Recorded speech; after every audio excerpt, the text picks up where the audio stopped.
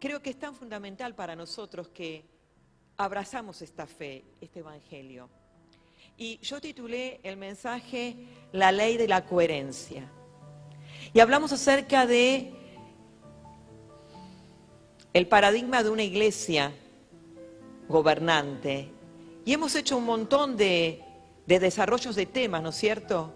Que el paradigma de una iglesia gobernante es una iglesia, ¿sí?, que está en reposo, una iglesia con fundamentos firmes, una iglesia enfocada, una iglesia que oye al Señor. ¿Qué más? Ayúdenme para el repaso. Una iglesia determinada. ¿Qué más? Relevante,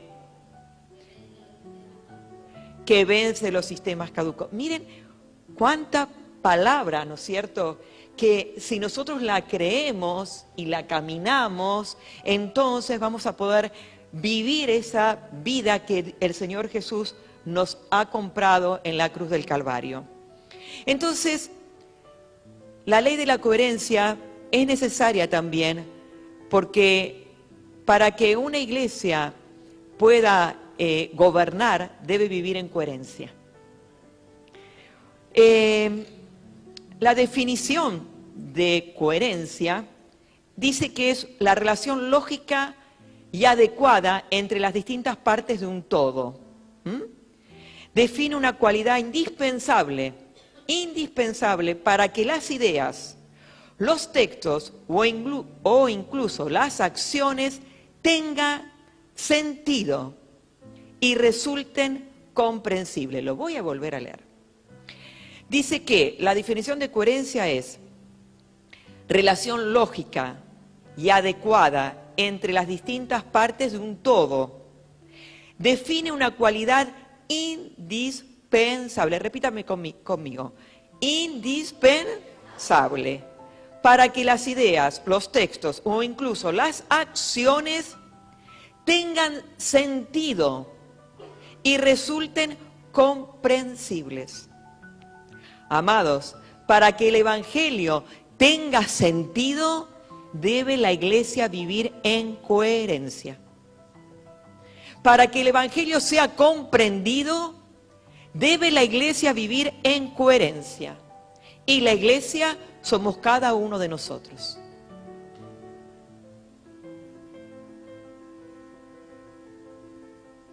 Haz una reflexión. ¿Cuántas veces te has dado cuenta que has vivido o estás viviendo incoherencias? Conoces una verdad y no la practicas. Enseñas una verdad con la palabra y no la practicas. Eso es la incoherencia. Y el Señor nos está llamando a sus hijos a poder entender que para que tenga sentido este evangelio bendito, debemos ser coherentes con lo que pensamos. Miren, la coherencia se aplica en la comunicación. Dice que es la propiedad que organiza la información de forma lógica, permitiendo identificar un tema central, ¿no? Vieron que cuando a veces uno escucha a alguien hablar, no capta la idea central, no sabe, habla mucho y no sabemos qué dice, porque no está aplicando una coherencia, ¿sí? Entonces, un mensaje es coherente si las ideas se relacionan entre sí y no se contradicen. Después dice que hay coherencia en la física y en la lógica. Los que han estudiado matemáticas saben que en la matemática hay una lógica, una coherencia, ¿no es cierto? Y en la física también, que yo a eso no me meto porque de física poco entiendo. ¿A quién le gusta física acá? Ah, Sara, ¿te gusta física? Bueno, yo te dejo para que lo entiendas y después cuando baje del púlpito me lo explicas. Porque dice así, que la coherencia se presta en la física, en el caso de las ondas, a la estabilidad de su fase en el tiempo y el espacio. Sara, necesito que después me lo comentes, a ver, porque yo, cero. Muy bien, en el comportamiento humano, dice, se refiere a la sintonía entre lo que una persona piensa, siente y hace. Implica actuar conforme a los propios valores Una persona es considerada coherente cuando sus convicciones y valores se ven reflejados de manera natural en sus acciones cotidianas, evitando la hipocresía y las actitudes contradictorias. Amados, la Iglesia necesita ser vista como un organismo coherente, que lo que piensa se replica en lo que siente y lo que siente se manifiesta en lo que hace. Amén. No se ponga mal si se dan cuenta que no son coherentes. No somos coherentes muchas veces, es verdad. Pero el desafío del Señor a su iglesia, porque dice que Él es el que edifica su iglesia, es Él el que la perfecciona. Por lo tanto, para edificar y perfeccionar nos tiene que llevar a desafíos. Nos tiene que mostrar qué debemos ajustar. Tú no puedes ayudar a alguien a crecer si le golpeas la espalda y le dices que está todo bien. No, no. Para que alguien crezca, para que alguien madure, para que alguien cumpla el propósito eterno, tú tienes que decirle qué tiene que ajustar. Y el secreto está en entender que Dios nos está llamando a vivir una vida coherente. Por eso es tan importante, es toda una cadena. El apóstol Pablo decía, en esto pensad. Primero hay que pensar como Dios quiere que pensemos. El pensamiento luego debe regir nuestro sentimiento y luego debemos actuar conforme a lo que el pensamiento guía. Se supone que si yo mi sentimiento lo ajusto al pensamiento, ya no voy a actuar conforme a los sentimientos de mi alma, sino conforme a la palabra de Dios, porque gobierna la palabra de Dios mis sentimientos. Entonces, es tan importante, fíjense que cuando el Señor Jesús predicaba, dice la Escritura que cuando terminó Jesús de predicar, la gente se admiraba de su doctrina y puedo reemplazar esto de su coherencia. Porque les enseñaba como quien tiene autoridad y no como los escribas, porque los escribas eran incoherentes, porque hablaban algo y practicaban otra cosa. Y la gente lo veía. Por eso cuando Jesús terminaba de hablar, ellos quedaban admirados y maravillados porque Él tenía coherencia. Él hablaba del amor y practicaba el amor. Él hablaba de la compasión y practicaba la compasión. Él hablaba de la obediencia y practicaba la obediencia. Él hablaba de la inclusión e incluía. Él practicaba lo que hablaba. Entonces, fíjense, cuando José, todos saben la historia de José, porque estoy hablando acá a un auditorio que es conocedor de la Escritura. José, un jovencito que Dios lo escogió, porque Dios tenía un plan eterno para con él, le dio un sueño, le reveló lo que iba a pasar con su familia, con sus hermanos. Él en su inocencia cometió la imprudencia de hablar el sueño cuando no tenía que hablarlo, le costó, ¿no es cierto?, que sus hermanos entraran en envidia, lo vendieran. Termina en Egipto, en casa de Potifar, y estando en Egipto, cuando él está a solas con la mujer de Potifar, la mujer de Potifar lo seduce, lo quiere seducir, mejor dicho, para tener intimidad con ella. Y hubo un principio regente en la vida de José que fue la coherencia. Él sabía que había un destino, un propósito. Él sabía que su vida le pertenecía a Dios. Nosotros sabemos que José habitaba el antiguo pacto, ¿no es cierto? Pero su conciencia de Dios, del llamado, del propósito, de haber sido escogido y apartado, regía su vida y él vivía con la coherencia. ¿Podía él haber pecado? Sí. Toda la situación que a él lo rodeaba era una oportunidad de caer. Estaba lejos de su familia, lejos de su tierra. Pasó situaciones que realmente al alma le hacen bajar los brazos y decir, bueno, ya está. Dios lo que me dijo no lo va a cumplir, me pagaron injustamente y bueno, sacio la pasión de mi alma porque, amado José, era un mortal y la seducción podría haber gobernado su vida, pero él decidió regirse por la coherencia y él dice, ¿cómo voy a defraudar a mi superior y a mi Dios? Fíjense en que él no solo temió defraudar a Dios, sino no quiso defraudar a su autoridad. Entonces, amados, qué importante, porque la coherencia de tu vida y de mi vida se ve donde nadie te ve. Porque se ve cuando estás solo, se ve cuando estás en tu casa, porque cuando tú te analizas te das cuenta si sos coherente, en el sentido de que cuando tú te propones algo porque sabes que Dios quiere que eso sea y no lo cumples, te estás dando cuenta que estás en incoherencia. Pero los que te rodean también ven la incoherencia o la coherencia. Por ejemplo, cuando tú a tus hijos, hablando ahora a los padres, le pides que no insulten y insultas, que no griten y gritas, que respeten y no respetas, que prioricen el estudio y no te ven prepararte en nada ni aprender nada. Cuando tú le dices que amen a Dios y te ven que escatimás a Dios tu tiempo, tu dinero, porque la gente que nos rodea, los niños, los hijos, la familia, no se tragan un verso. Ellos no ven y saben si somos coherentes. Coherencia es no ser perfectos, sino ser coherentes.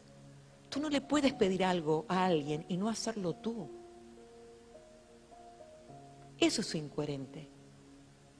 Tú no puedes pedirle a tu esposa, a tu esposo, a tus hijos que hagan algo que tú no lo estás haciendo. Porque Dios dice en la palabra, padres, no provoquéis a ira a vuestros hijos. ¿Y cómo provocamos a ira a nuestros hijos? Cuando nosotros no somos coherentes, cuando nuestros hijos ven que le estamos exigiendo cosas que nosotros no hacemos. Y puede pasar lo mismo en cualquier ámbito. En un trabajo, eres jefe y tú le exiges a tus empleados cosas que ellos ven que vos no haces.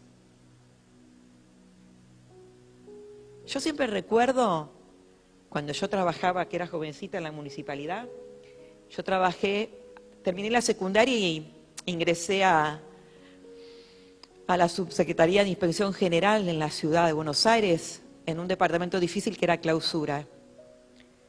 Y el jefe de departamento era un hombre de nacionalidad árabe, realmente con una forma de ser tan despreciable, porque él exigía a su personal lo que él no era.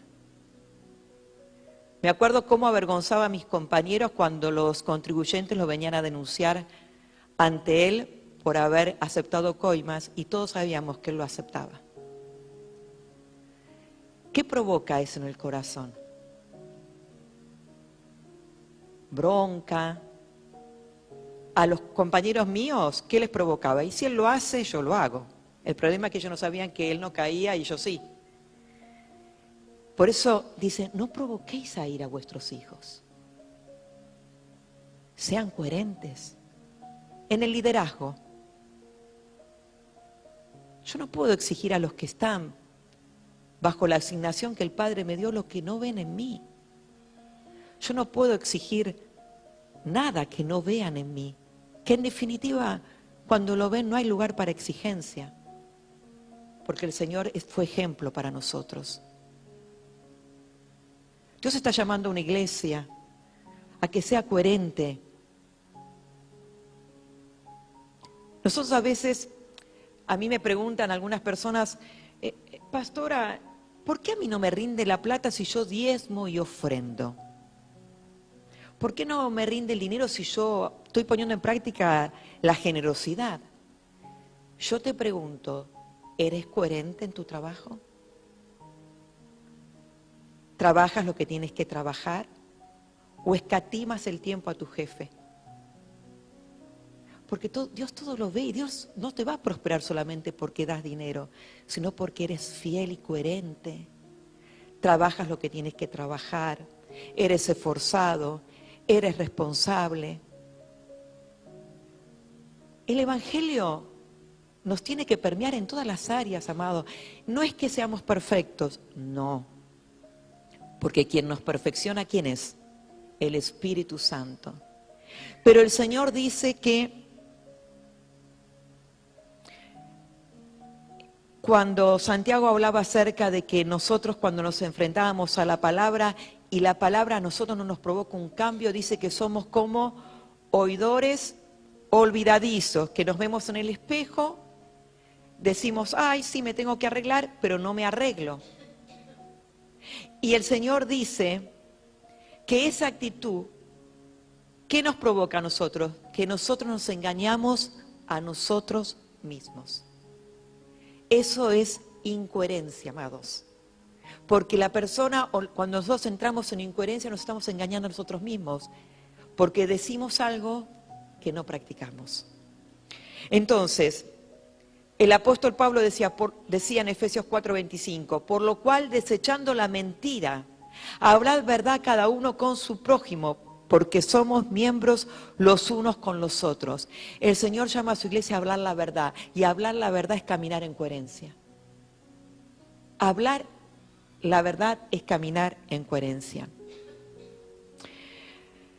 Amados, la incoherencia es la evidencia de que nuestro ego sigue vivo, que reclamamos derechos.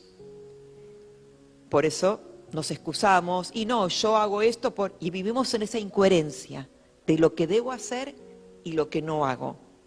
Por eso el Señor siempre nos llama a pasar nuestra vida por la cruz, a rendirlo todo a Él. Porque entonces nuestra obediencia y nuestra coherencia no va a venir por un mérito propio, sino porque la naturaleza del Hijo está en nosotros gobernando. La sustancia del Hijo está en nosotros gobernando. Porque Él es el que provoca el querer como el hacer. José permaneció firme porque su alma estaba sujeta a la convicción de que sus decisiones debían ser coherentes con su fe.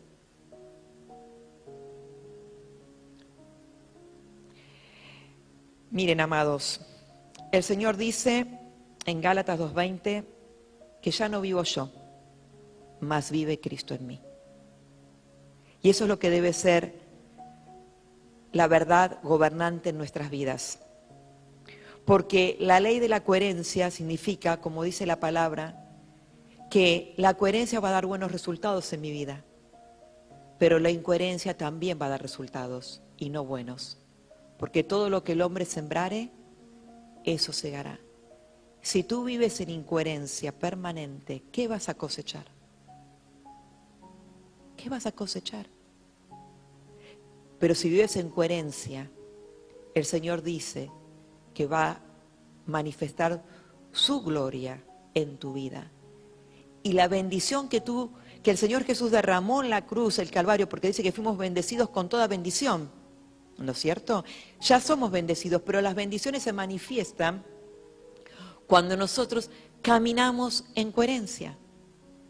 La bendición no se manifiesta si nosotros actuamos incoherentemente. Y a veces lloramos, reclamamos, y Dios dice, pero no estás caminando en coherencia, porque piensas algo y haces otra cosa. Dices algo y haces otra cosa. El Señor está llamando a la iglesia a vivir en coherencia. Mira,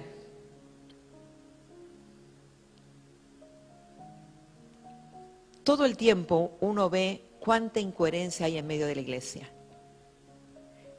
Quieren servir al Señor y ante la primera demanda no pueden. Dicen con el Señor y la obra hasta el final y el primer esfuerzo quedan en el camino. Mi tiempo es de Dios, pero no mueven su agenda. ¿Se dan cuenta? Es decir, no hay coherencia. Porque la coherencia es que si mi tiempo es de Dios, mi tiempo es de Dios. Si mi familia es de Dios, mi familia es de Dios. Si mi dinero es de Dios, mi dinero es de Dios. Entonces todo el tiempo el Señor nos está llamando a ser coherentes. Yo no puedo venir y mostrarme afectuoso con la gente de la congregación y en mi casa no soy capaz de llevar un vaso de agua cuando está enfermo mi cónyuge. Es una incoherencia. ¿Por qué? Porque Dios me llama a mostrar a Cristo en todo tiempo. En todo tiempo. Por eso dice, cuando dice la palabra que no se dejen de reunir, sino que reúnanse para animarse al amor y a las... ¿Y qué buenas obras? Que vos seas coherente. Yo te tengo que decir, hermano, sé coherente. Cuando vayas a tu casa, sé coherente, amado. Es una buena obra. La coherencia.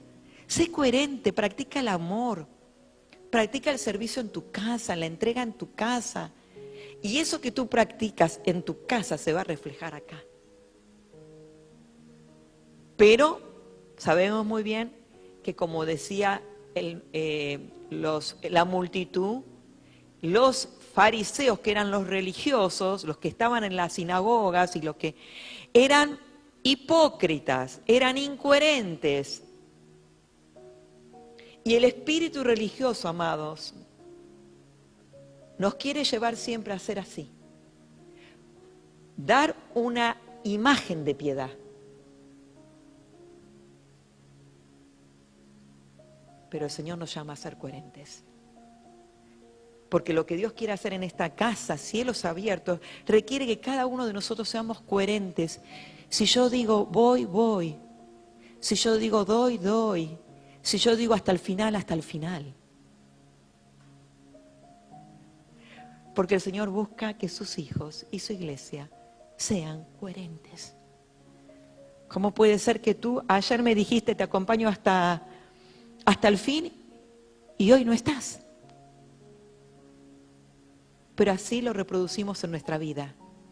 Por eso la importancia, amados, una iglesia gobernante es una iglesia coherente. El Señor, cantamos recién, es el Rey. ¿Es el Rey? ¿Es el Rey? Y si hoy el Rey te dice que le des algo, ¿que amás? ¿Es el Rey? Y si el Rey hoy te dice que tenés que dejar algo que amás, ¿es el Rey? Es el Rey. Por eso el Señor nos habla y nos dice, pónganse de acuerdo, háblense en la verdad. No se engañen, porque yo soy el Rey. Y el Rey pide lo que quiere y cuando quiere. Pero no es para dejarte en pérdida, sino para dejarte en ganancia. Para que vivas en coherencia y en libertad. Porque el Señor nunca pide algo para dejarte en pérdida, nunca. Sos su hija, sos su hijo. Él te ama.